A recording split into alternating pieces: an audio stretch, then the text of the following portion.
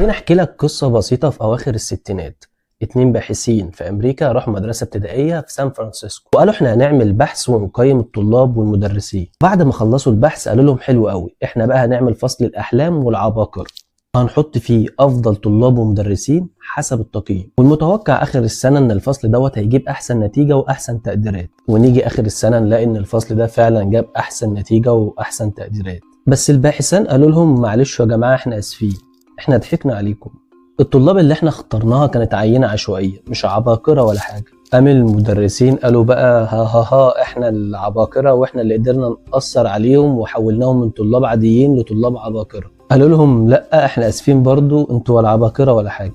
اللي حصل ان الطلاب والمدرسين اقتنعوا ان هم عباقرة من التقييم اللي اتعمل، وعالمهم الداخلي صدق كده، وان عالمهم الداخلي هو اللي قدر يشكل عالمهم الخارجي. قدروا يكونوا احسن فصل ويجيبوا احسن تقدير. وبعدين الباحثان دول حبوا يدعموا الفكرة ويتأكدوا منها تاني، جابوا مجموعتين فئران وادوهم للطلاب بتاعتهم في المعمل. قالوا لهم ان المجموعة الاولى دي معدلة وراثيا انها تكون اذكى من المجموعة التانية اللي معدلة وراثيا برضو انها تكون اغبى، وطلبوا منهم يدربوا المجموعتين انهم يعدوا المتاهة دي ويوصلوا للجبن.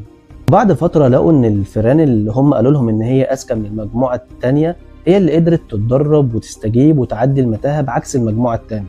جم الباحثان قالوا لهم معلش يا جماعة احنا اسفين، احنا ضحكنا عليكم، الفئران دي كلها زي بعض ومفيش مجموعة اذكى من التانية ولا في تعديل وراثي ولا نيلة.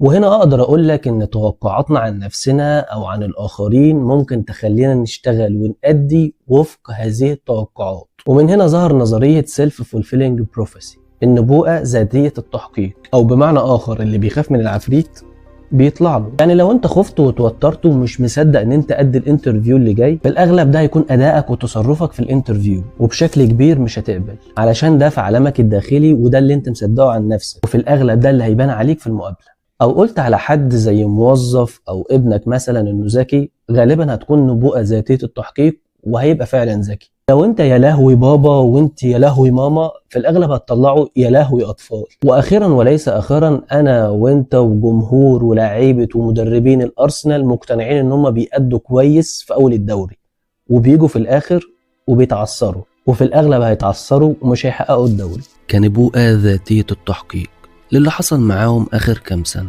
واللي اتزرع فيهم واللي مصدقينه عن نفسهم وخوفهم من تكرار سردية سابقة. أفضل حاجة ممكن تقدمها للي بتحبه هي إنك تصدق فيه. محمد شفيق is very smart. محمد شفيق